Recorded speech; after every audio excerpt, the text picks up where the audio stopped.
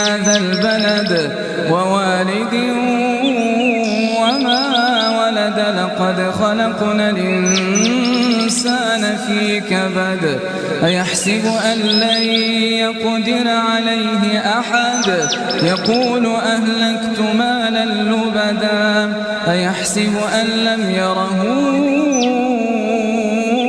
أحد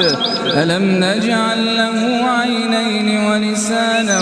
وشفتين وهديناه النجدين فلاقتحم العقبة وما أدراك ما العقبة فك رقبة أو إطعام في يوم ذي مسغبة يتيما